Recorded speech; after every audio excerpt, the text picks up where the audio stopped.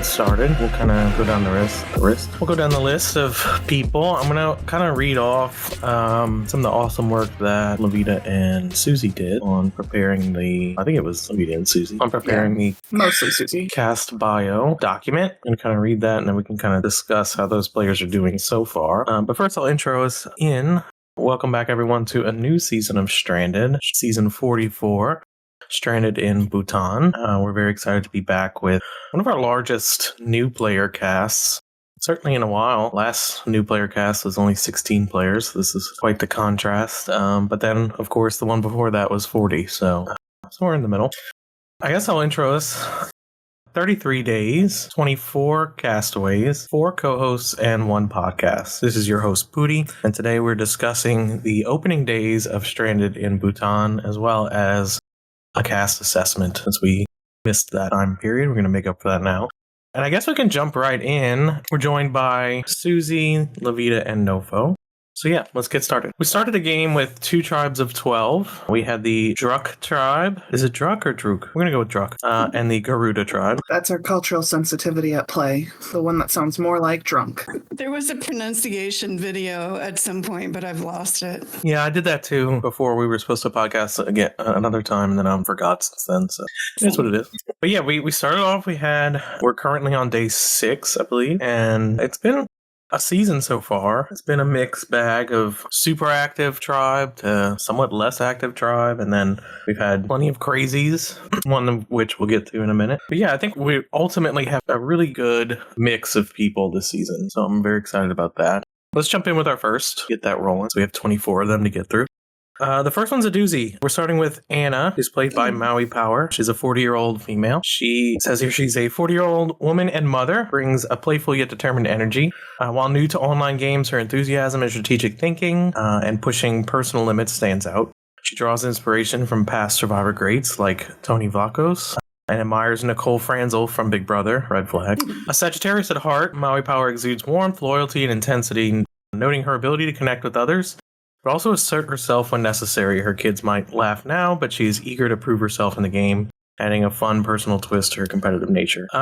We've since learned that Anna's nuts in the best way possible. Love you, Anna. I can definitely see the Nicole Franzel. I don't see the playfulness.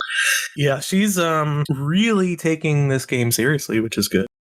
Maybe a little too seriously. She seems to think that everyone's out to get her, and that the game might be rigged against her, I think. It was the latest thing I've heard. Against her specifically. We are bonding together as hosts to take her out somehow. And it's a massive conspiracy where we have a bunch of hosts playing alongside her, and she's apparently the only newbie. It's just really fucked up, and she is being robbed as we speak. Yes, she is. It's amazing how much we suck at getting people out that we don't like. Yeah, it's not the first time we've heard this. It's maybe the first time this early. It's day 6, and she thinks we've already been trying to get her out. Like, I haven't had time to get to know the other 23 people. Imagine if she knew we had done a season where we had an entire secret game playing alongside at the same time. Yeah, she would be. She would have quit. She would have quit. She would definitely think we were rigging. Which we were. Yeah. But, more power to her. If she wants to think that, that's cool. We were saying she was a lot like Aurora, our paranoid queen. I think that was a Susie call. That was a good one. Yeah, I can definitely see that in her approach to, kind of a no-nonsense, direct approach in her messaging. I think it's come on a much faster and quicker than Aurora's paranoia ever did, but I sort of see a comparison there. Yeah, it's tough when you've got that kind of paranoia. Everybody is out to get you, and it really feels real. And then you look in your environment for evidence, and she's finding little bits and pieces that she's built into this big theory. It's just, I hope she can relax soon and have fun. Yeah, I'm exhausted by her. I don't have time to be doing all that, certainly, nor keeping track of that many people. But, more power to her if she wants to exert all that energy worrying about that. Of course, we know by now that we've had a twist. We have the Deshos that are wreaking havoc on the game while earning immunity. And of course, most recently, their task was to divide the tribes. So We're now with 3 tribes, and in a twist, Anna's tribe just so happens to be the lucky one that gets to go to tribal council because of their new show's decisions, so that's probably not helping her paranoia on thinking that she's been singled out here. We had to get her out somehow. That's right. Yeah, I liked Aubrey in the chat, who's been a great lurker. Amen to that. She was like, man, we're doing such a good job of rigging the game against her by giving her like inactives and the majority on a swap tribe. And she's so upset about it too. She's so upset that she has an inactive. Like, I would be thrilled. Yeah, like that's your get out of jail free card, girl. Talk about. But anyway, newbie's gonna noob. I do love Anna's character potential. I think, the further in the game she gets, I think it's gonna be a little bit twisting of the screw with how more and more unhinged and paranoid she becomes, and so that has a lot of potential to blow up. I did love Kyle, who's quickly becoming my favorite, saying he would rather vote her out over the inactives that he's working on. She's not making any friends, or not making many friends, I should say. People are tiring of the constant paranoia and having to reassure her. She's a lot of work to be allied with. But we have 23 other people to get through. So that was Anna. Up next, we have another one of my favorites, Cody, played by Fly Aguilas. He's a 32-year-old male coming to the game with a bold attitude, willing to take risks, having survived a life-threatening car accident that gave him a new perspective on life. Now he's ready to cause chaos. Another Tony Vlachos shout out here. He said he's a scatterbrain who loves to strategize and lie for fun. He uses his skills as a former history teacher to manipulate situations. I'm not sure. I don't get the connection there between manipulation and being a history teacher, but it says Tomas says he will handle any level of toxicity, won't hesitate to get someone voted out if they rub him the wrong way, and he's aiming for nothing less than to serve both the game and himself, with plenty of strategy, entertainment, and singing along the way. Yes, his first diss track has already released, so yeah, he's following through. Absolutely one of my favorites. Huge personality so far. Really good at kind of steering the ship behind the scenes almost, but still being like a fun kind of wild card. I don't think it's behind the ship too much. I think he's getting some attention on him, but for being as bold as he is. But I think he might end up in some trouble depending on how his new tribe does. But oh my lord, is he fun? I don't necessarily like the way he's handled it. I think he's getting a little too personal with it and not very much into the game. So I'm not really a big fan of how he's handled things with Ryan. I just think that's a little off-putting. But he's definitely probably the most into the game, most excited about it, and I think he's going to be a big character. So I'm excited for that. Well, to be fair, I do think Ryan is not playing the most affable game that we're used to him playing, where he's like very likable. I think he's kind of leaning into some of the mischievousness. So yeah, he's kind of leading the charge against our boy, but I don't think it's necessarily unwarranted. Well, he sees Ryan as a big target because of his status as, are we calling it Disho? I cannot pronounce that one. But then Ryan, I don't really know what came over him, but he decided to make some very mild, lewd remarks in the group chat, and Cody picked up on that like it was on fire. Like he needed to address it, and the women needed to be protected from it. And he was just so dogmatic in how he was thinking about that it was hilarious. But it also overshadowed the fact that he's a nice, assertive, strategic game player. And I just hope that his personal view doesn't sidetrack his game. Yeah, I would agree with that. I mean, look, I get it. I think of the new players, he's probably one of the stronger strategic forces, or at the very least, playing the game quite aggressively. So therefore, stepping into that role. Yes, I do love how he identified at Final 24, day 2, day 3, that he wanted to go to the end of the game with Debbie and Jennifer. Well, that's going great for him. That's a strategy right there. I wish he had maintained that strategy personally. Yeah, no love lost for Cody in this chat. Seems quite divided. But let's go ahead and move on to someone who I think we can all agree is doing very well. Sydney, 26-year-old female played by Tay St. Louis.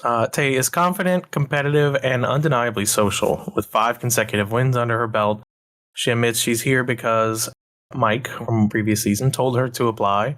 And to scratch the itch of competition, the self-proclaimed Leo woman, Tay thrives as the center of attention and has a knack for building social bonds to control decisions behind the scenes. She's fully aware of her strengths and even laughs about her inability to lay low, despite knowing it might be a good strategy. Tay isn't shy about dishing out her frustrations in confessionals, particularly towards annoying men and bitchy women, but she remains composed and strategic in the game.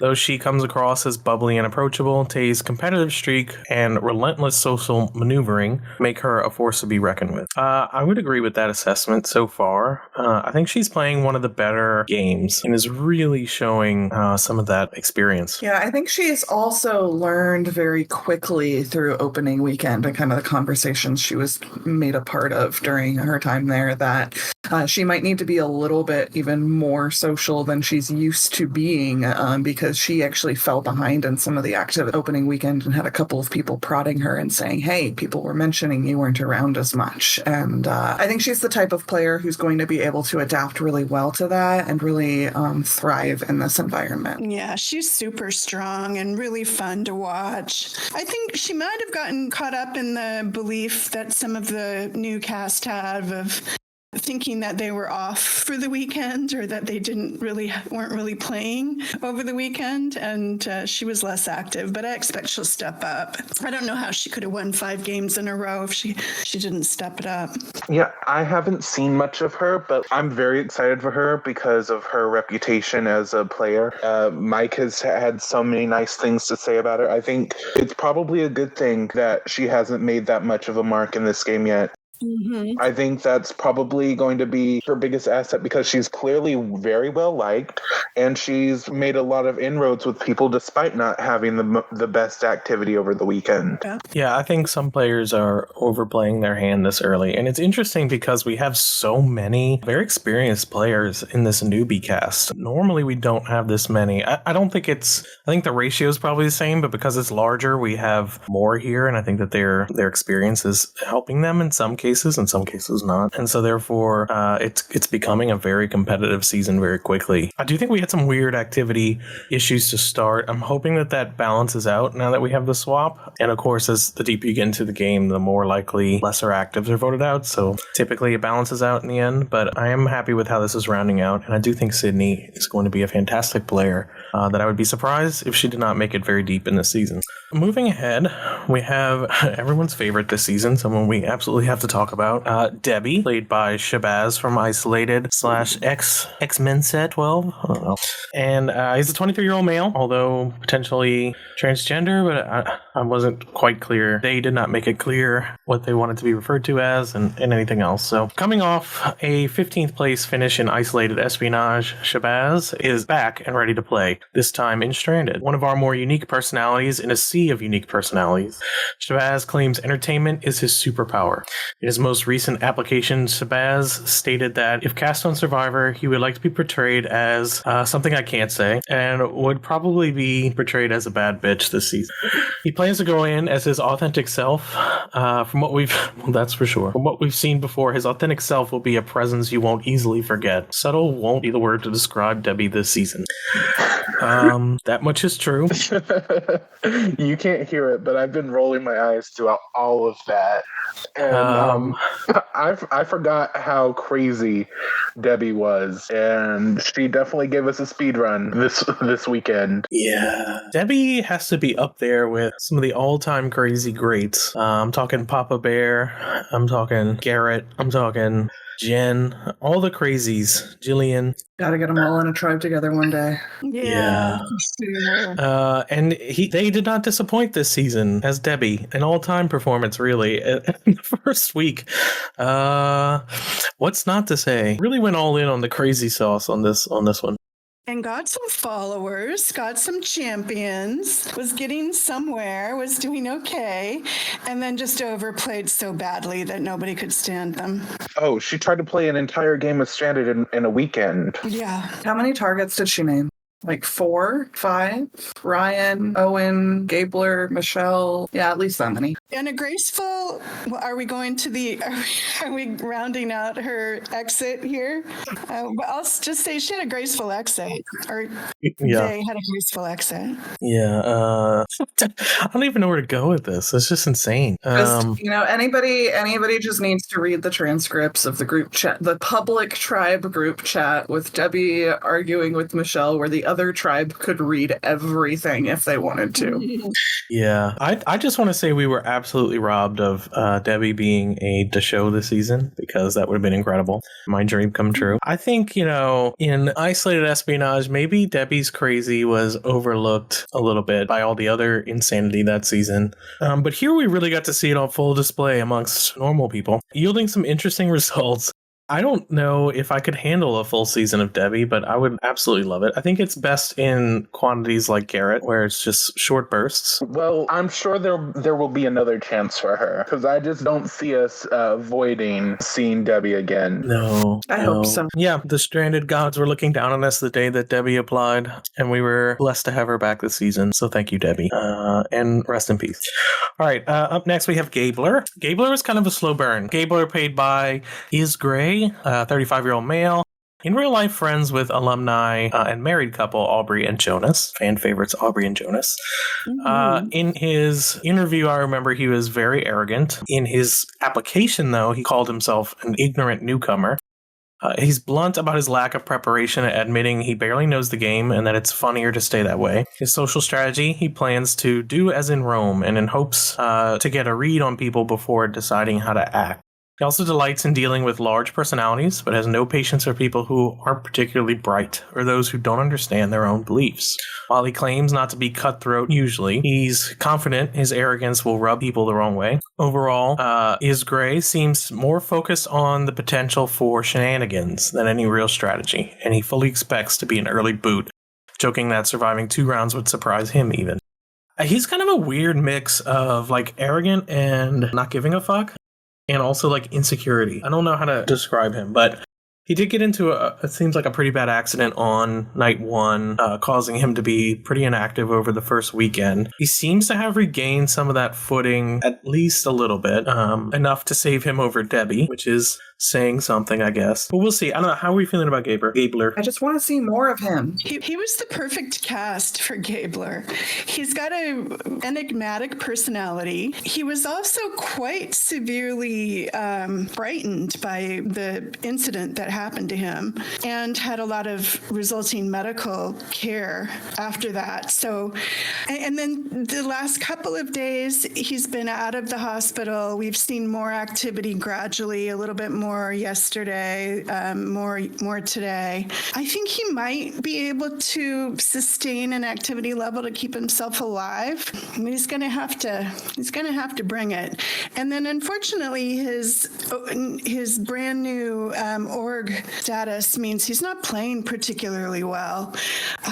When he does interact, his strategy isn't great. So hopefully that'll turn around for him too. Yeah, I think I put Gabler in the category this season of players who interviewed very well or very interesting, but I'm not sure if they're going to turn into good players. I'm not sure if they're going to actually show up enough to become good stranded players, which is unfortunate. And there's a couple of players that I would classify as that, but I do think that he certainly had the potential, or we wouldn't have casted him. And he was high up on our cast list, so I'm hoping he turns it around, but it's not looking good so far. Yeah, when he is there to chat, I think he is, funny in a way that is, kind of fun to watch, and he can get his kind of legs in. But it is funny, he did promise to be more active last night after the swap, and then has not messaged any of his new tribe mates.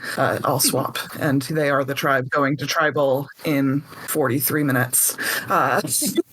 So I don't know that he has followed through on that promise of increased activity, but I hope he does. Yeah. Is he getting booted? I don't think so, because we have somebody who hasn't logged on in 2 days. Okay, well, should we get to that, I guess? Let's do that. Up next, we have Jennifer, a 41-year-old transgender woman from the Philippines. Incredible opening line to this bio. Diving into this org with her love for Survivor, she's determined to bring her past experience as a political advisor to the game, stating if there's anything more cutthroat in the game of Survivor, it would be politics. She plans tries to be a social butterfly, but isn't afraid to get ruthless, saying outside of the game, I'm very kind, but that would not bide well in this game. When the pandemic hit, she was laid off, but leveraged her connections to land a new job, reflecting, I believe, that approach of not giving up despite odds being against you, and you will be very helpful. She's currently a manager in customer service and sales, where she's constantly dealing with big personalities and using her people skills to stay ahead. It's unfortunate we didn't get that person in this season. Not to say that we didn't get glimpses of it, but certainly the activity level hasn't been there, and I'm assuming this is who's getting booted. Yeah, she had some great opening confessionals, but she missed Sunday's event completely, and she missed last night completely, and she hasn't been around at all. So either she was getting booted and we let the votes go through, or we announced it as a poll. I don't think we're going to have like a full 30-minute tribal tonight, though. Yeah, it's unfortunate. I hate when interesting bios, interesting people who you think would be a good cast, who interview well, either something happens and they can't show up, or it just doesn't work out and their activity level isn't there. It sucks, but, I'd rather they leave early than linger around in a weird middle ground. So we wish Druss the best. Yeah, she was doing great too before the inactivity started. So it's a shame. And you never know. Maybe she'll pop up again in a later time and surprise us in another season or something. You never know. Yeah. All right, moving on. We have Jesse, played by Kailova, 29-year-old male. He is stepping into his first org with a mix of curiosity, excitement, and chaos. Married to stranded alumni Leslie, who made an impressive run to Final Four, he had a front row seat to the intensity of the game. He's a fan of Pokemon, known for his goofy sense of humor, and he's ready to carve out his own path in the competition, all while managing his time around work and family. As you may or may not know, they have a new child, as we discovered when we found out Leslie was pregnant during her season. He might be stepping out from his wife's shadow, but he's determined to make his mark in his own way, whether that means flying under the radar or unleashing some well-timed chaos. With a knack for reading people and a willingness to stir the pot, plans to keep everyone on their toes. Jesse's someone who I'm interested in. I have not seen too much of him yet. Still waiting for that to come out a little bit more. You guys have any reads on him so far? He's been very low-key so far, very under the radar, but I think he's making the connections he needs to stay relatively stable, at least on his opening tribe, at least. I think he was getting into a few dynamics that would have kept him around for quite a few boots had they not swapped. Now that they've swapped, I don't really know what his situation's going to be like on his new tribe and if he swapped with the people he had those connections with, but I do think he has that ability where he might not be around, like an overbearing or initiating a lot of strategy right now, but he does come in and kind of like get the work done that he thinks he needs to. Which is a decent strategy to get long-term in the game.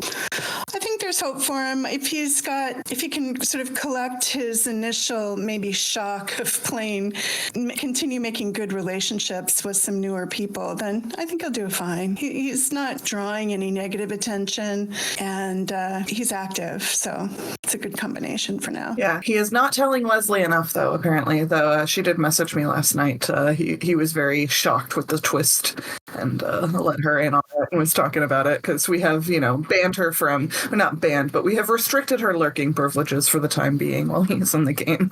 That sucks. He needs to be telling her more. I know. I told her that, too. I was like, no, he should be sharing everything with you. Well, it will hopefully be after the season that they have access, but I think she'll enjoy reading the Lurkers channel when she makes it in there. Oh, good on that. I hope to look out for more. I think he's in the category of players that needs to get settled a little bit before we start to see the interest. So I expect to see more out of him going forward. I just slight fear that he might fade into the background a little too much, but we'll see what happens as we get deeper in the game, especially now in smaller tribes. Be a little bit more breathing room. Moving along, next we have Liz, who's played by Wonder Factory, 34-year-old female. Wonder Factory is a new player to the org community. She's neither married nor a mother, but is ready to bring her bold, competitive spirit to Stranded. With a background in the service industry, she's skilled at handling difficult personalities and diffusing tension with a mix of charm and sass. She describes herself as a strategic social player, drawing comparisons to Survivor legends like Suri and Parvati, with a penchant for schemy gameplay when necessary. She's known for being adaptable, competitive, and unafraid to make big moves when it counts, but with a keen sense of when to lay low. She's another one that I would put in the Ryan category. I think she's there. She's in the mix. She's doing okay, but she could be much more in the mix. I think she's probably laying a little too low right now. But I'm hoping that the smaller tribes will help bring that out. Yeah, I actually think she's going to do really well. I have a really good feeling about her ability to navigate the game just based on the way she's writing in confessionals. I do think she's gotten into it and immersed herself really heavy, really hard. I do think there's going to be probably a couple of times where she might make mistakes from being a little too eager, but it'll be fun to watch when she does. She was my favorite interview. She just has so much fun energy, and her job is to be a server at a high-end restaurant. So she's used to dealing with all kinds of personalities and in such a way that she ends up getting her tips for the night. So I think she's going to do great here. I'm really excited about watching her play. Yeah, I would agree with those assessments. I think the further we get, the better she'll do. Which interview was this? She's the server at the restaurant. Was this Maui Power? No, that This is Wonder Factory. I remember her too. She was nice. I liked her. I think she's definitely got the social skills to do well. Yeah. Maui Power is Anna. Oh, never mind. She uses vocabulary to describe herself that sounds to me like she might have had some exposure to orgs before or some kind of competitive game. I think she's a BB live feeder. And she's really into the games and watching the shows, so she knows the strategies anyway, and I think she's got the social chops to make it happen. Moving on, let's talk about Michelle, played by Raven, 42-year-old female. Raven is a fierce competitor with a bubbly personality who thrives in orgs, aiming for her first win. With experience across platforms like 10Gage and Facebook orgs, as well as our own Fire Guys, The House, Raven is no stranger to the game's intricacies. She describes herself as a mix of Suri, Hayden, and Rachel Riley, bringing a blend of social charm, competition strength, and zero-tolerance approach to floaters. Excited to make alliances and dominate competitions, Raven's ultimate goal is to win while building strong bonds along the way. As a forensic scientist to move from London to San Diego, she's ready to bring her analytical skills and competitive drive to Stranded. Michelle is one of my favorites this season so far. Absolutely incredible personality, and I can't wait to see how that translates later in the game when she's not fighting with just Debbie. Well, I don't think we can talk about Michelle without mentioning how she was the catalyst for Anna's meltdown by talking about how she is this host of so many orgs and just this massive player. She really set Anna off, and I'm just so happy that a crazy player incited another crazy player, because I don't know how this would go. Yeah, between setting Anna off, between her argument with Debbie, I mean, just loads of entertainment. Absolutely loving it so far. And she was one of the ones that threatened to quit, too. Oh, yeah. You mean quiet? You mean she threatened to quiet? Oh, yeah, quite. Yes. Quite the moon. We've got a new meme. But Anna was also quite upset about that. And it was mostly just her verbalizing that she wanted to quit that set Anna off. So...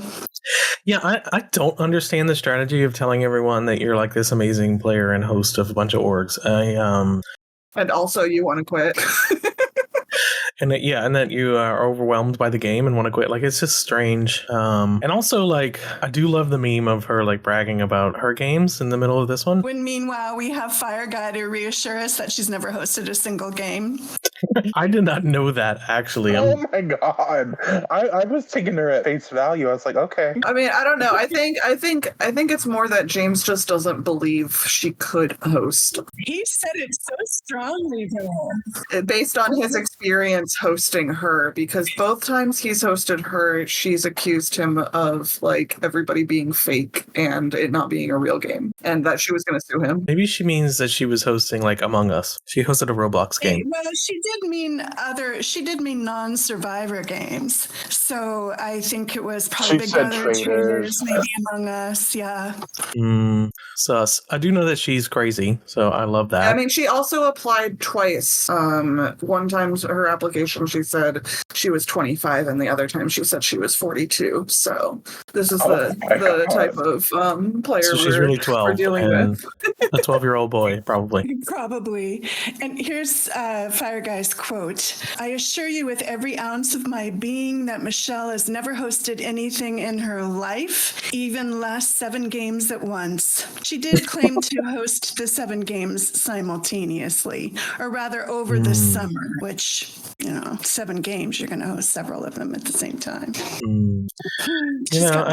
More power to her. All I know is that she's very entertaining this season. And I'm ready to see where this goes with her. I was happy that she was able to accept my convincing her not to quit or quite. Up next, we have Owen, played by Freddie Za, a 38-year-old male. Freddie is a seasoned player from the NDIM community who has competed in several games, always striving to win.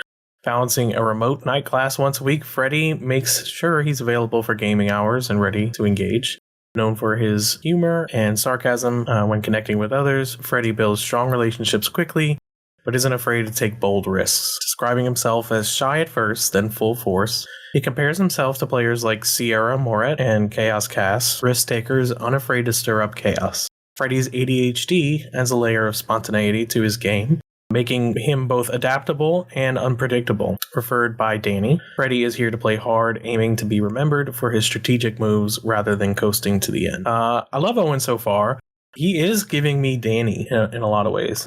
Yeah, he brings a lot of confidence that you don't expect, but I guess we should expect it from him since he's been in several games already, but I don't know. He's also playing kind of low-key, so yeah, he's in another one of the players I think we'll start to get more and more out of. He has a lot of depth to him, too. He says mom passed away when he was 22. At a very young age, he had to get all of the affairs in order. And I think, he's just someone who's very likable to me. Yeah, he's extremely likable. I think he's in like one of the better spots in terms of balancing an opening weekend where he really, really integrated well with a lot of people and got very comfortable with them, but didn't, overplay or seem too threatening. I think maybe Liz picked up on the fact that he played opening weekend really well. We'll see if that comes into anything down the line, but I do think he is going to make a deep run in this game, barring any crazy wisps or pre-merge happenings. Yeah, he's definitely in that middle character right now, waiting to see what happens. I think the smaller tribes are really going to help us get to know some of these middle ground players a lot better, especially if they actually end up in the middle. We'll get to see what happens with that. Moving on. Next, we have Ryan, one of our shows, played, of course, by Jay-Z Henson / Winston of Isolated fame, 30-year-old male, making his Stranded debut. Winston has already played Isolated series twice, getting 5th in his original season and 16th in All-Stars. After an early boot in All-Stars that left him unsatisfied, Winston is ready to shift into Stranded, take on new alias, and test whether he's able to adapt to the new, different format and style. However, feels he's confident that his skills in orgs are better suited for Survivor rather than Big Brother. As someone who's done improv, he's no stranger to having to adapt, and as a high school English teacher and quiz bowl debate coach, he's no stranger to having to deal with confrontational personalities. Winston's always a good time in games, and I'm glad to see him as Ryan here. We've been waiting to get him into Stranded for a long time, and it finally lined up. And I think so far he's taken this approach very differently than I thought he would, but I think it's actually going to benefit him in the long run. I don't see him being a winner necessarily this season, but I do think he will make it deep. I think he has a lot of fun right now so far, and I really, really enjoy watching that because when a player is having fun playing, I feel like it's more fun to watch as well. His whole Deborah thing, not taking himself too seriously in different parts and whatnot. I think that might hurt him long term in the game, but I don't care because it's fun to watch. I do think he's got the Stranded sense of humor down, which I actually think will benefit him. Certainly with the lurkers, no matter what, he's going to be a fan favorite. But there is like that snark, that bit of not giving a fuck attitude that I think he carries with him out of Isolated and his other game experiences. He does have a long NDIM history as well. that I think is really going to benefit him here. Even though we do have a pretty experienced cast in comparison to other seasons, I do think he will do well as the most experienced in this type of game here. Yeah, I've always had an affinity towards Ryan. I just think he's such a sweet person. He's a genuine person, and I'm really enjoying getting to see him being more playful and a little bit more edgy. I do find it very lame, but I think it's adorable, and it's like seeing a toddler put on a fake mustache and act like an adult. I love him, and I'm excited to see how he plays this. Well, I can second almost all of that. I absolutely love Winston, and I guess we'll have to call him Ryan here. He's just so much fun. He's lighthearted. He's sarcastic and gets the jokes, and then his confessionals are hilarious. But he's also doing well bonding with other people and standing up for himself against the people trying to bully him, and he's just doing great all the way around. And of course, as the show, he's been taking that very full-heartedly, I guess we should say. He's been taking on every task and knows what he's getting into. I do love that he took it not knowing what the trials would be. He thought they would be like a challenge, but now he's like, oh, I have to do fucked up stuff.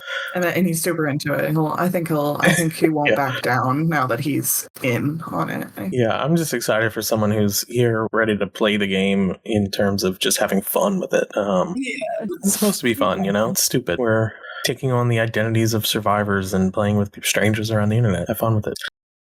Up next, we have Sammy, one of my favorites, played by Hauntedist. Hauntedist? I don't know. The most haunted. That's how you spell it. Yeah. Age 34, non-binary, rather, not non-berry. He, they. Hauntedist is no stranger to orgs, having first dipped into the scene when they were just a kid in the 2000s. Now, over a decade later, they're ready to return, shaking off social anxiety and pushing themselves back into the fray. Describing themselves as a himbo without the muscle mass, they are laid back but highly competitive with themselves, eager to prove they've still got what it takes. Their strategy is simple: build strong social bonds, be the hub of information, and remain adaptable. Hauntedist may, that is hard to say, Hauntedist may have started their org journey pretending to be someone else, but this time around they're here as their authentic self. I'm not sure what that means.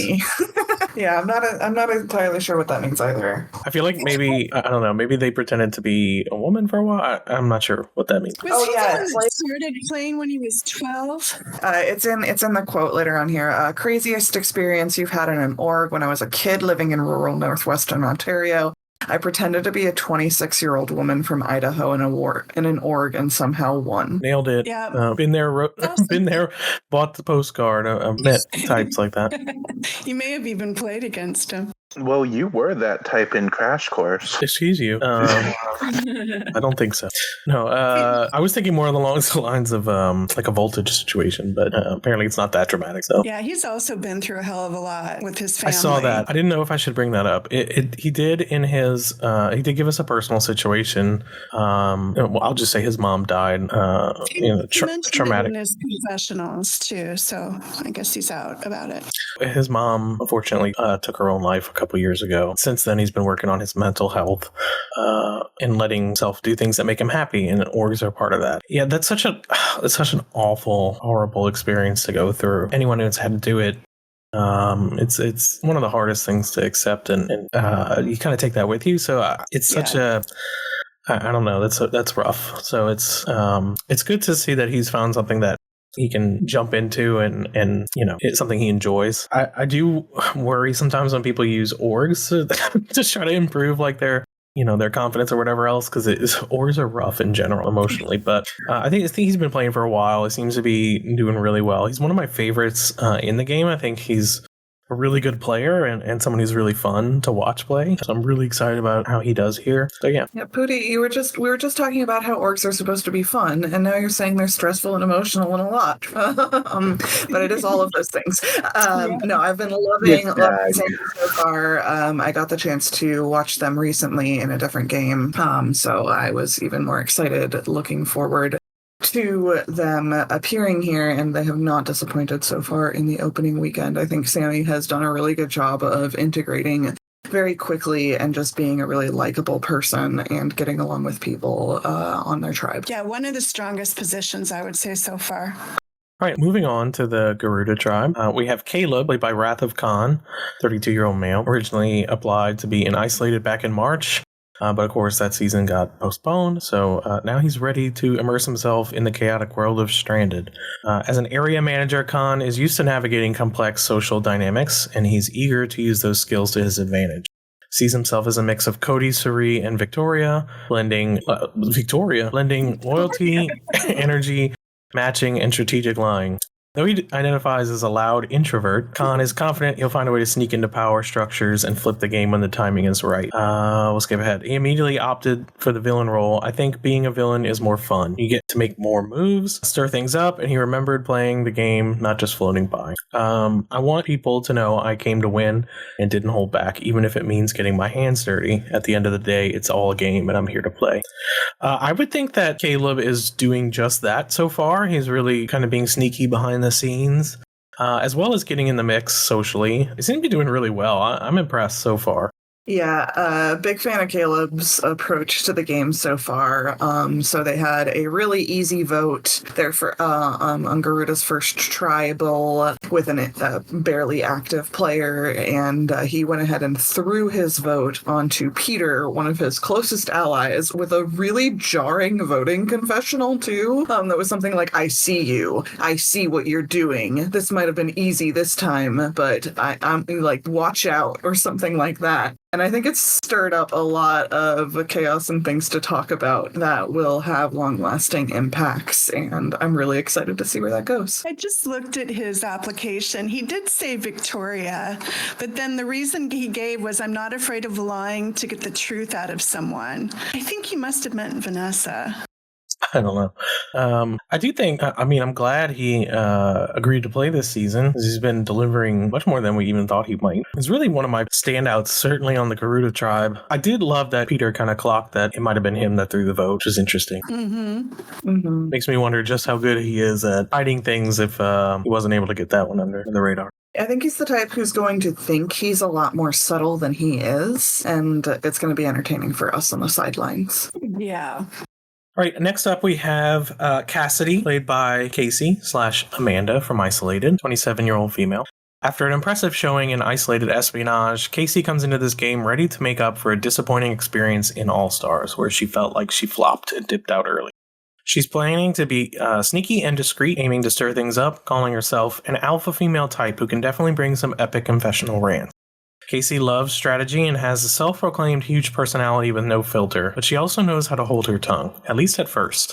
Watch out if she hits her breaking point, though, because she admits that she can be extremely argumentative and petty, always ready to prove she's right. She's a confident liar and loves being an imposter in playing games like Among Us. And she's developed the skill of bullshitting while working customer service as a phone carrier. She loves throwing people under the bus when needed. Despite this, she's learned to kill people with kindness, something more cutting. I love Amanda. One of my all-time favorites from Isolated, all-time favorites from gaming. I think it's super rare you have someone who comes out of the gate swinging and dominates and continues to dominate without people challenging that too much. I think she played an incredible game in Isolated Espionage.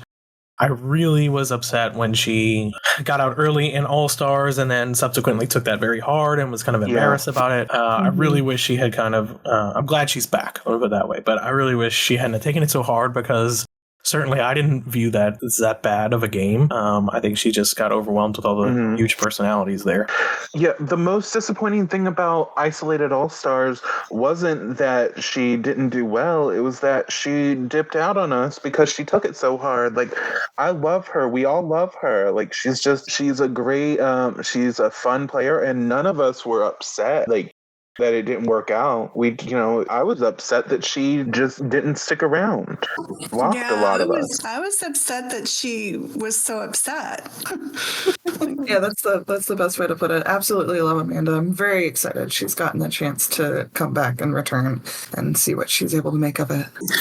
It does seem like she's learned a lot from her past two games. It seems like she's playing this one very close to the vest. That's the saying. Where she's, she's laying playing low to begin with. She's certainly not overbearing. We know she's a powerhouse in challenges, but she's definitely not showing that just yet. I think she's poised to do very well here. I could see her winning this season. Definitely got it in her. I wish we'd heard more from her over the weekend, but hopefully she'll start playing harder. Oh, she's going to do well. She's going to do well. Yeah. I think she'll end up integrating just fine because she knows how to turn it on when she needs to, because she's obviously shown that before.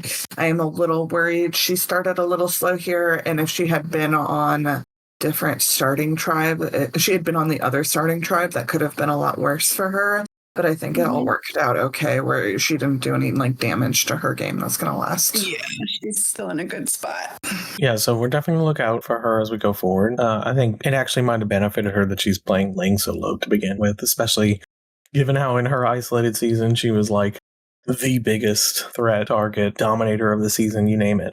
So I'll be interested to see how she plays this, given that reflective time to look back on her game. Anyway.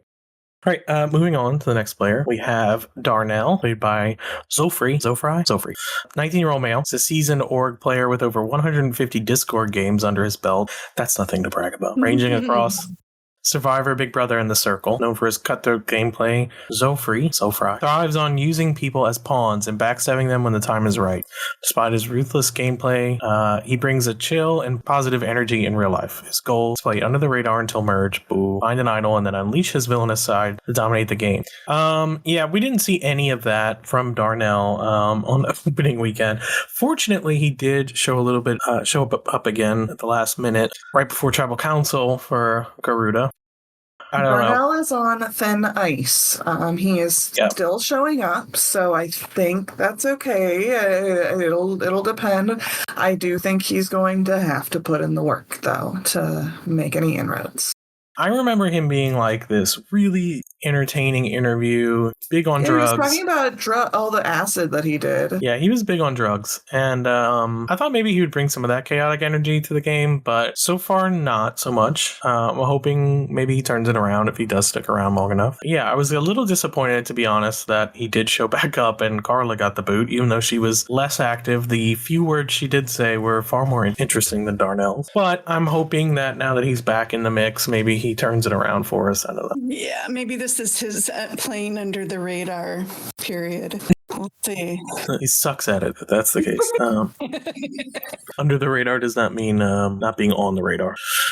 All right, up next we have, I've said other players are up there as my favorites. This player might be the favorite. Ellie, plays by Always on the Map, 32-year-old female. Ellie's a free-spirited mom who's ready to challenge herself in Stranded. After spending years focused on raising her two toddlers, she's eager to step out of her comfort zone and test her social and strategic skills in the game. Known for her hippie vibes and no-nonsense attitude, she isn't afraid to speak her mind, even if it's a bit ruthless. She is open to discussions about her struggles with mental health, acknowledging that her obsessive thoughts might help or hinder her gameplay.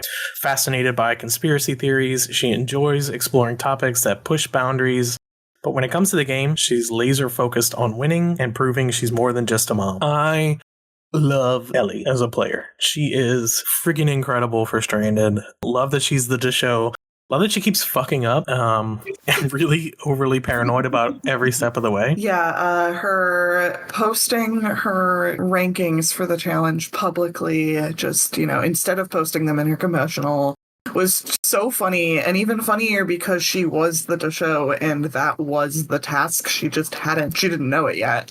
So she inadvertently just did the task without realizing it. I think her confessionals are really fun too. I think everybody likes her, even though she got the show role. Ryan got a lot of backlash for that. I don't think anybody really cared that Ellie got it. I think, if anything, they thought that was good for them. She's very reassuring in her relationships. I think people trust her. She's good with small children, so that's helping her.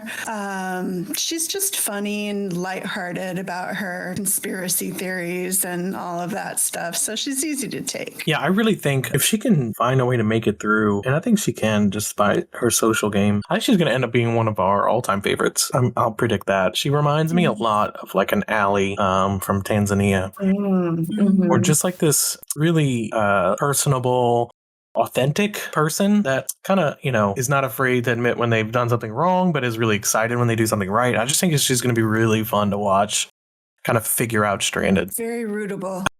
Up next, we'll move along. I might have to pause in a second. Yeah, I was going to ask about pausing, and I think up next, we don't have the accurate bio here because that's right. our replacement. But yeah, do we want to pause for a few minutes for you to handle whatever you're going to do for Tribal, even though literally nobody from that tribe is online right now? Yeah. What? Yeah, nobody from the tribe going to Tribal is online 5 minutes before Tribal. Maybe they all pre-voted. A couple of them did. I think 2 of them did. But yeah, I think the call was we were just going to remove Jennifer. Yeah, that's what we're going to do. Was she getting votes? Yeah, she got votes from Kyle and Anna in pre-votes and from Michelle. Don't know if anybody else pre-voted. All right. Yeah, we'll poll her. I'll make that post instead of Tribal Council. Oh, Anna and Janine are now online. I'm sure they all will show up. And a lot of times they might be in Messenger and it doesn't always show up. Yeah, they're hiding until the last minute or something, but I don't think we should have a council. Fuck it. So let me do that now real quick. If anything, it should make Anna feel better. Yes, that we are officially pulling her and then saying, hey, congrats, you guys get more time to bond with your tribe. All right, you guys can talk amongst yourselves. I'm going to make this post real quick. I don't see anyone else that's voted, so they're probably just waiting for top For of the Tribal. hour. I think some people don't necessarily realize you can pre-vote and they want to wait for the window. Yeah. Yeah, that's what I never pre-voted. I was always like, oh, well, I'm going to be around, so I might as well just vote live. Yeah, same. Yeah, I don't think I ever did either, unless I was going to be gone or something. But yeah, so while Pootie handles that, our Janine was originally played by one person, but they had to drop out during opening weekend, and we brought them back in with a last-minute replacement who we basically interviewed and gave the login information to during the interview and just said, yeah, this is great, you're in. Well, he had a great application. Definitely. But I'm glad to see him. There's definitely kind of what's the word for opposite of a curse? Blessing? Yeah, there's definitely, let's go with that. There's definitely a blessing to being a replacement. They always seem to do well. So Yeah, there's I'm a lot excited. of upside, I think. And the rest of the cast are usually so appreciative to have that new person and somebody to try again with and maybe make better headway than others that didn't work out. Yeah, so our Janine is played by professional homosexual. That's their name. That's No, for you applied. Yeah, that's right. I should be in the game right now, but I'm doing this podcast instead. You're unprofessional homosexual. He might be the executive. No, yeah, we did get this app late, but we said, okay, we got to get this guy in. I know originally we were just going to pull people because we have a lot of cast members, but you get an application that's called professional homosexual and you got to take it. I mean, you don't get that many calls for, a gay social worker attorney in New York City for tenant rights. I can only imagine the shit he's seen. And it was just a really good interview. And he actually had messaged me and said, oh, this is so kismet. I had just seen this. It's the perfect timing for me. I want to play. And it just so happened to also be the perfect timing where we needed someone to come in. So who knows? Maybe it's meant to be. Yeah, I think it's going to work out great. He's already fun and well integrated into the cast. So he's fitting right in. Did he have any org experience? No, brand new. Came in late, immediately was able to make himself safe through that tribal council, and then got the show, deciding to go on a tribe, and is killing it so far. I really have a good feeling. I think he's going to do very well here. Yeah, and I think Janine is kind of like a fun rep for him to have just kind of like serendipitously landed into as well. And I'm excited to see where it goes. Can we just talk for 1 second about how fucking crazy Chef was, the person that he replaced? We'll never get to experience it because they dipped, but I can promise you that was like a Jillian level casting. So I was very sad. Rip. It was disappointing, but we're looking forward to new Janine. Yeah, I just had to mention that because everyone needs to know that we just missed out on that. Maybe Chef will be able to return and redeem themselves. Yeah. that's so. All right, up next, Joe, played by Ponyo, 22-year-old man. Ponyo is a versatile player who has dabbled in a wide variety of orgs since 2020, starting with one-night mini games, mostly Survivor, He gradually transitioned into longer games, and now has experiences across many formats, including The Amazing Race, Apprentice, Trader. Wonder if he's played in Michelle's games. Ponyo enjoys bringing characters to life in his gameplay, finding that role-playing element, keeping things exciting.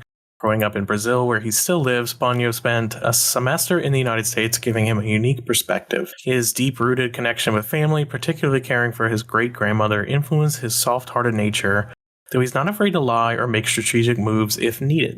Joe is one of my favorites as well. I keep saying that is the sign of a good cast. I think this was someone that Levita knew, if I'm not mistaken. Yes, Ponyo or Joe comes from Org Universe, so and came in with a huge splash. I think they won Best Noob in the Org Universe awards after playing 19 games in 1 year. Okay, they have not won it all yet, and they continue to flame out in amazing, hilarious ways. He's a lot of fun. Really excited that we've gotten him in Stranded. That explains the role-playing situation. I don't see that flame out situation. I think he's really good, really entertaining. I love his video voice confessionals. I think they're super fun. He seems like a really likable person, just in general. But he also has this weird, mischievous side that I love too. He's not taking the game too seriously. I love that he has the idol. He really kind of reminds me of a Spencer, Stranded Spencer, where he's just really fun and just there to have a good time, not take it too seriously. And I'm enjoying that part of it as well. His fun is infectious. Yeah, he's an absolute sweetheart. I love him so much. He's just a genuine sweet guy. Mm-hmm. He's just a lot of fun. I think the DM format as well, I don't think he's played much I am. And I think it's really gonna, is suiting him quite well, which I was looking forward to. Loving Pawn. I love to see what he does with that idol eventually. To get the hidden immunity idol. I just think he's been playing a low-key game, but really entertaining one for some reason. I feel like we're going to be witnessing the season through his view. Maybe he'll be a spectator, but a really entertaining one. Up next, we have Carla, played by Stephanie Omega 3, 20-year-old female. Really disappointed by this early boot, but Stephanie is a self-proclaimed chaotic evil player who thrives on drama and unpredictability. Her personality combines a mix of savage humor, sharp wit, and unapologetic candor, making her both hilarious and intense. She's someone who's played many orgs, starting at age 12, and has no qualms about stirring the pot. Stephanie embraces her role as a villain and enjoys playing the wild card in every game. She shared that she's autistic, and while she doesn't always catch social cues, she always makes sure to have the last word. Her blunt attitude and take no prisoners approach will either make her a fan favorite or the first target. There's no in between. Amazing find, Nofo. Kudos. Incredible personality in the short time she was around. I love that she would just vote for people because they were men. She'd show up and just say, well, fuck you to Ellie for the ranking. She didn't give us a lot, but what she did give us was incredible. So thank you for that. Really disappointed she was an early boot, though. Yeah, this was what I was worried about. I was I don't know if Stephanie is going to give it her all. So I'm upset about that. But, I feel at least, we got a little bit of Carla. I feel like, she did give us that amazing interview, and she gave us a few moments. So I'm not totally upset. I'm not feeling totally burned, but it is disappointing because I would have liked to see more. Yeah, she seems like she would have been a lot of fun in terms of confrontation, and she had a very UB style obsession with different characters. So disappointing. I wonder if she just found the experience exhausting. I'm not sure. I mean, has she played non-Discord games before? She plays Facebook orgs, so it's a lot of non-alias stuff, and she does play Discord orgs. So I don't know. I think it's probably different having to switch to text rather than Zoom calls. Yeah. Sure. Was it like those games that Lucy used to play where they would have to I don't know, write their name on a shoe or... Yes. Okay. That tracks. Well, rip to the real one. Yes. Hopefully Carla... Pour one out for Carla. We love Carla. She was Not great. too soon. I love me just a silly early boot. A meme-worthy early boot.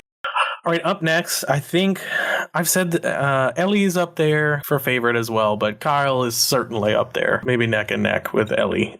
Kyle is played by Jake, age 20. He's a male. Jake is a bold, outspoken character who wears his ego proudly and thrives on chaos. He believes he's a strategic genius with the skills to manipulate his way to the end of any game, though his abrasive personality often puts him at odds with others. His unapologetic attitude towards confrontation, combined with his no-nonsense approach to alliances, means he's not afraid to burn bridges if it benefits him. Jake's sharp wit and unapologetic honesty make him both a force and a wild card, ready to stir up drama for the sake of his own game. Absolutely hilarious player, really fun to watch. And not just like fun to watch, but is also like playing really, really, really well despite going off about everyone in confessionals. Just a player after my own heart. Fits right into Stranded like a glove. Yeah, I expect good things from Kyle. Yeah, I think the thing that impresses me most about Kyle so far is how hilariously over the top he is with his emotions in his confessional. And how calm and like low key and normal he is in his messages with people. Like you wouldn't get that sense of frustration at all reading his messages compared to what you see in his confessional. And I think it's the mark of somebody who's going to be able to do pretty well here. He is Australian. He was referred to us by Heather. Goated reference, Heather. Thank you so much for referring this guy.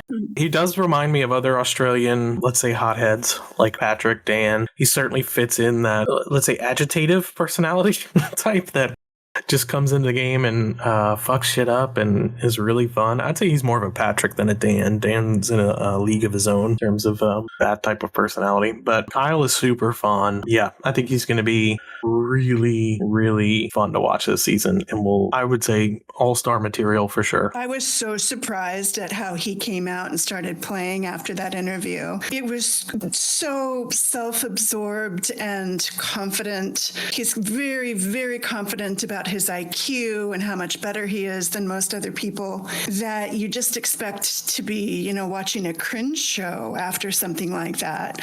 But in fact, he has bonded well with a lot of people. Lots of players think he's their favorite. He's established great relationships of all kinds of, all different sizes and shapes with the other players.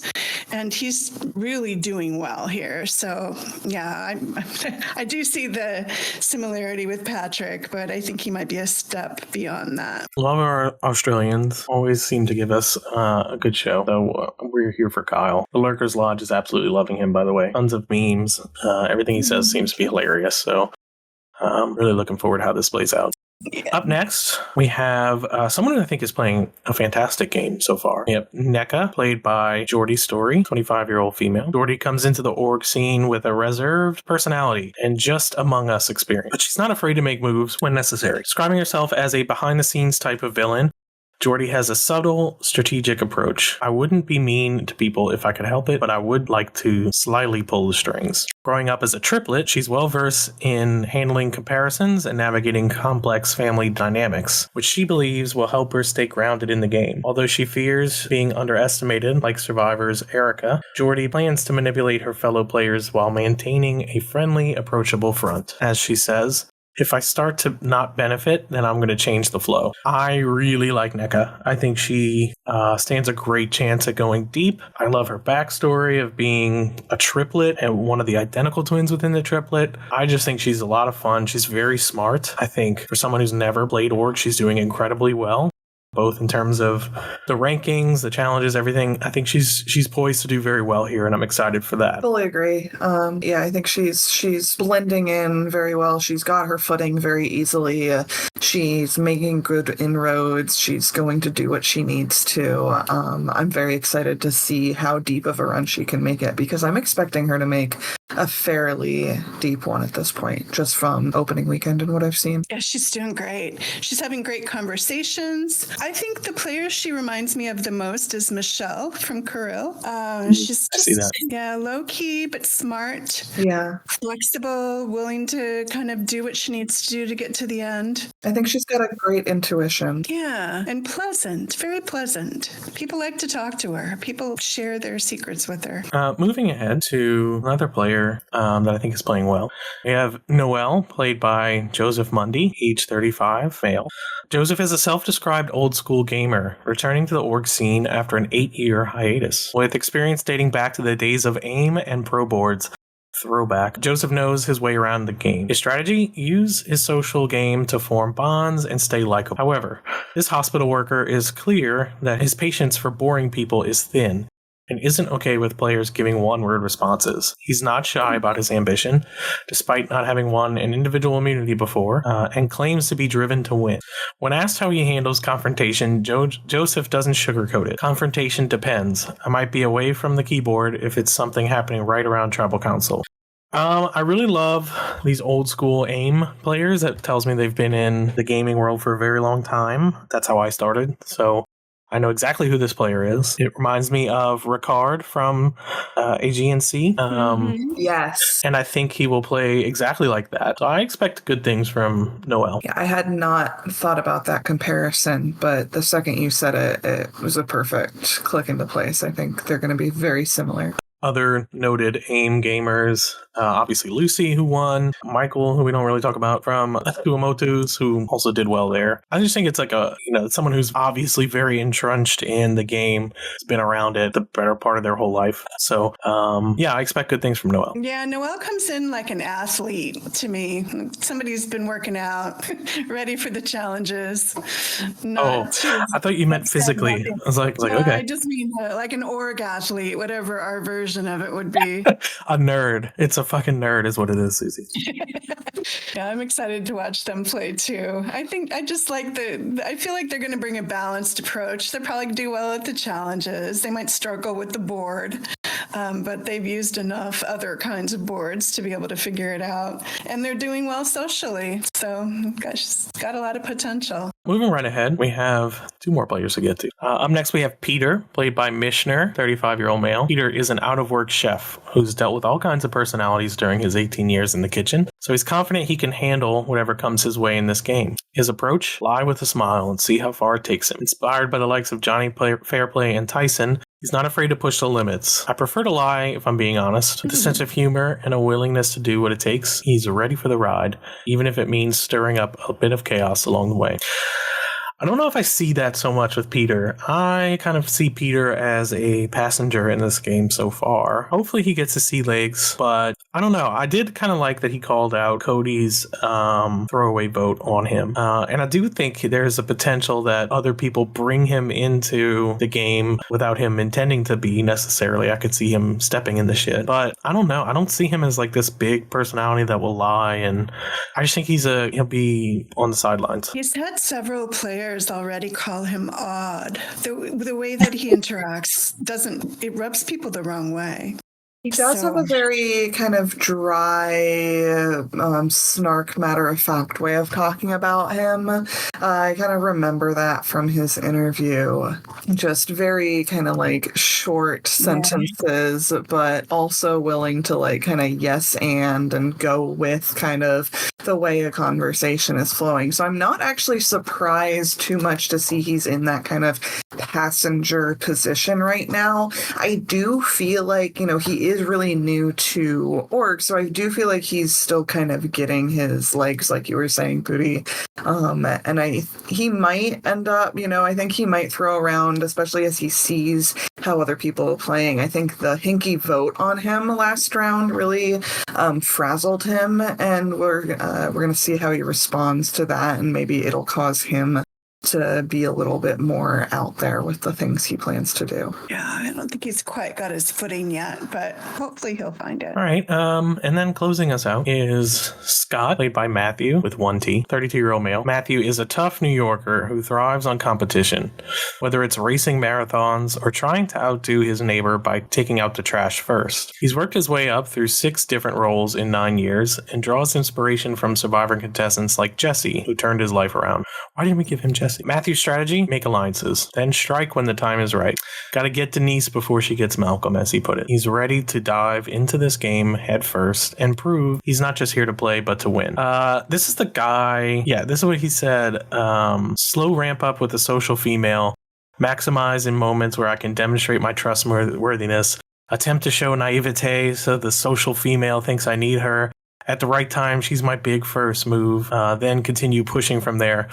I don't love it, and it even cringes me out when I have to say it when I'm describing the gender of a contestant, but I don't love when men refer to women as females. It just doesn't quite sit right, and really kind of also illustrates like where his mindset may be. And I think that's why we didn't give him Jesse. I think that's why we gave him Scott with one T, because he's Matthew with one T. The attempt to show naivete, so the social female thinks I need her. I'm trying to, like, it makes me want to put on a David Attenborough voice and like narrate for the National Geographic. Like, I don't know what species we're watching here. But... Oh yeah, I remember I hated his interview, but he's actually seeming a lot better as a person in the game. Let's hope that strategy doesn't pan out. Yeah, hopefully he'll regroup. Maybe he's I don't know. He says he's street smart, grew up in a big immigrant community. I think he's the guy. He's Italian, maybe? I don't know. But either way, he seems like he's a tougher type of guy, so maybe the social PC-ness isn't quite there when he's describing things, but maybe he isn't quite so bad. Not that I think he was a horrible person to begin with, but, you know, someone's going to talk about a social female and getting to cut her before she cuts me. It's going to lean villain, potentially misogynistic type, which, by the way, is very entertaining. So, like, we're here for that. I mean, we had also Eric and a few others that were stranded legends. So, you know. But has he found a social female to bond with yet? I'm not sure he's made that slow ramp up. But I guess we need to keep an eye on it. Yeah, shades of, like, Dumbass Girl Alliance. But we'll see. I actually don't mind him that much. Like you said, I think he's actually not too terrible. We'll see what happens in the long run. I think he could be really fun as the game goes on. It's a little bit deeper, but right now it's just kind of there. Yeah, he's not really playing for us. He's playing his own game, which could very well turn out well for him, but he's not particularly charming or funny, but he's very straightforward, and he seems to be connecting well with a lot of the players on at least his original team, or tribe. Yeah, I do think it would be interesting to see him interacting with players like Cody or Ryan. And people like that. So it could just be, we'll see that different personalities might clash more and become more interesting as they come to a head or get later. And there's also, we've got a couple of other cast members that are from New York City, so maybe they'll find each other. Oh, Lord. Yeah, move over MILF Alliance. There's a New York NYC Alliance coming for you.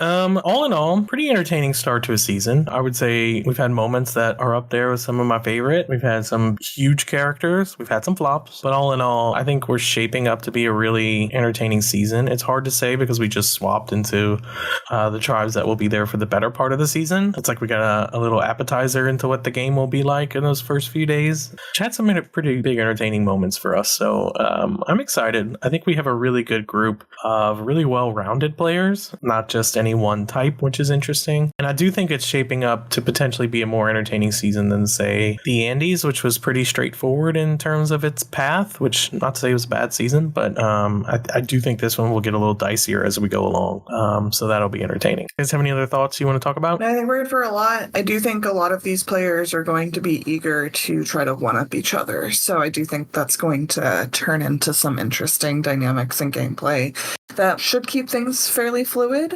I hope, at least. And everybody loves a fluid game. Yeah, I think that'll be helped by the show twist. You know, the public calling out and putting people on the spot should keep things lively. And there won't be a lot of people entrenched in keeping things the same with all of that chaos going along. And speaking of the show twist, that's our bad karma twist. I'm also really excited to see how our good karma twist develops throughout the game. So as our players are eliminated, they get to bequeath an extra vote to a player still in the game.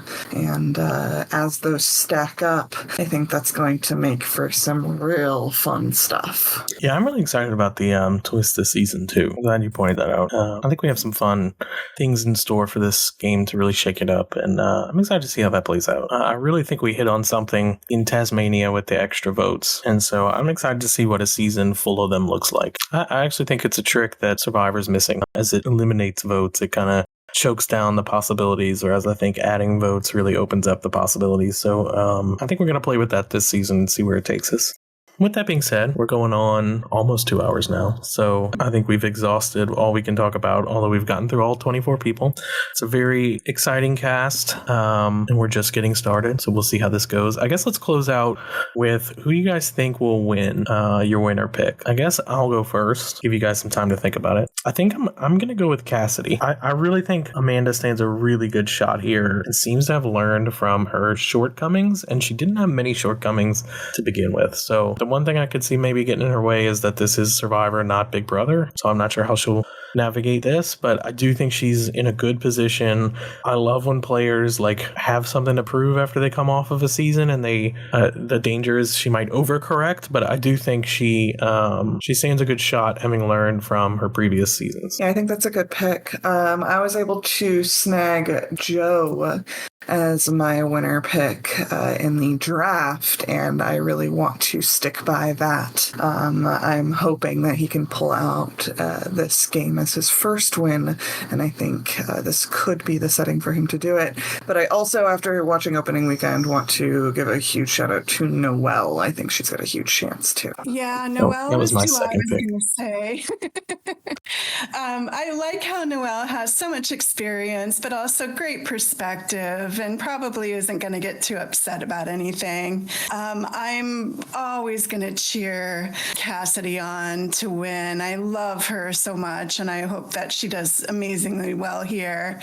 And I've got a sweet spot in my heart for Ryan, and I hope that he ends up, crushing it at the end game too. Yeah, I have to stand by my girl Cassidy, and just like everyone else, I really want to see her pull it out. Like I really like her as a person. I want to see her kind of get her comeback moment, Yeah.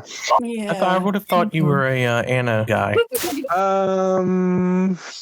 No, maybe we'll see. She's very interesting. I was going to say, to clarify, I'm a big fan of Anna's. I think she's great. But player of the season, probably not. She might surprise us, but probably not. We'll see. All right. Well, thank you all for humoring us. If you've listened this far, thank you for getting it this far through the podcast. Really good season all around. I'm looking forward to it. Although we've just begun. It's only day 6. So we'll see. 26 or so, 30 more days. I don't know, whatever. However many days, another month of this shit is what I meant to say. We'll see what it brings us. I think we're in for a bumpy ride, a fun ride. We went dark with the graphics this season. That always, for some reason, brings on a more serious tone to the game. So we'll see what happens. Lots of compliments on the graphics this year as well. Oh, thank you. I really struggled with them, so thank you. Amazing. With that, thank you guys for listening. This has been Pooty out. Susie out.